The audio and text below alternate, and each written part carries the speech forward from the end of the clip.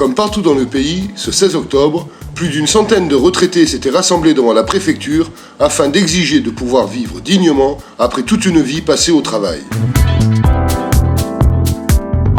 Dans un contexte général marqué par le développement du chômage et par l'affaiblissement de la protection sociale dont sont bénéficiaires les retraités comme les salariés, elle nous affirme que les retraités comme les salariés n'ont pas à subir les conséquences d'une crise dont ils ne sont pas responsables.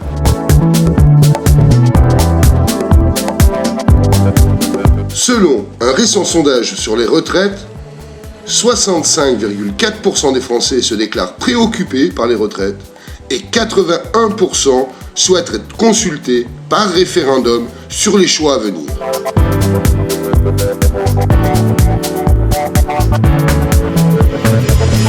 Selon le même sondage, 46% sont opposés au relèvement de l'âge de départ à la retraite, près de 75% opposés à la diminution des pensions et plus de 54% sont opposés à l'augmentation de la durée de cotisation. Le gouvernement doit répondre aux revendications prioritaires des retraités, qui sont le maintien de leur pouvoir d'achat, largement affecté par les hausses de prix enregistrées en 2008 et par la suppression de la revalorisation des pensions pendant le premier trimestre 2009. C'est carrément un vol. Un effort particulier envers les retraités ayant les revenus les plus modestes. L'abandon du projet de décret gouvernemental libéralisant et augmentant le coût de l'hébergement dans les maisons de retraite publiques et à but non lucratif. Et donc du reste à charge, créant des disparités entre personnes hébergées et consolidant les inégalités territoriales. La publication rapide de mesures concrètes mettant fin au dépassement abusif des honoraires médicaux. L'abandon des franchises médicales et de l'augmentation du forfait hospitalier de 16 à 18 euros. La mise en place effective et généralisée de permanences de soins de qualité. Une répartition équilibrée des professionnels de santé sur tout le territoire, l'amélioration des réponses à la hauteur des besoins des personnes en situation de perte d'autonomie, à leur domicile et en établissement, sur la base d'une organisation nationale, collective et solidaire. L'abandon des projets visant à dégrader nos systèmes de retraite solidaires par répartition.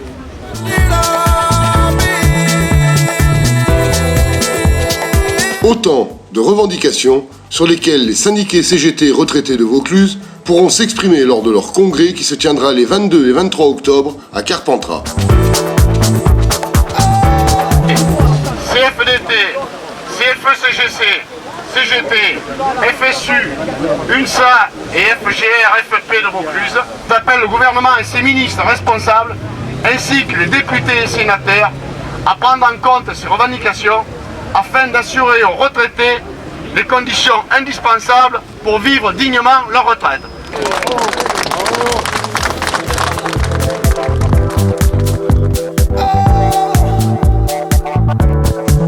Maladie, remboursement, niveau des pensions, pouvoir d'achat, hébergement, perte d'autonomie, dépassement des honoraires, logement.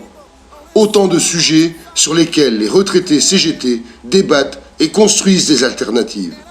Ne restez pas isolés. Ensemble, on est moins seuls. Rejoignez cette force de proposition. En matière de pouvoir d'achat, vous remarquerez peut-être que s'il y a une manifestation d'agriculteurs après nous, qui se plaignent effectivement peut-être à juste titre d'avoir leur marge réduite, ce n'est pas pour autant que les retraités à revenus faibles et modestes, eux, trouvent leur compte lorsqu'ils vont acheter les fruits et légumes dans les supermarchés. Il y a bien dans ce pays un problème en matière de répartition des richesses et en matière de pouvoir d'achat. Et il ne se pose pas de la même manière pour tout le monde. Il ne se pose pas de la même manière pour les actionnaires du CAC 40 que pour les retraités.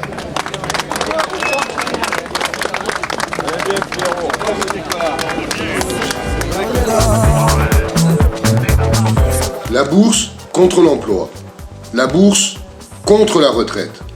C'est le choix fait par les grands groupes industriels et bancaires par le gouvernement et le patronat. Au bout du compte, ce sont toujours les mêmes qui payent le prix fort. Les salariés, les retraités, les chômeurs. Tous les actes de ce pouvoir sont marqués du sceau de cette évidence. Les banques et le CAC 40 d'abord, les autres ensuite. Sauf qu'il n'y a jamais d'ensuite. Pourtant, d'autres choix sont possibles. Pour l'emploi, les salaires et les retraites. À la retraite, on a encore des choses à dire. Syndiquez-vous.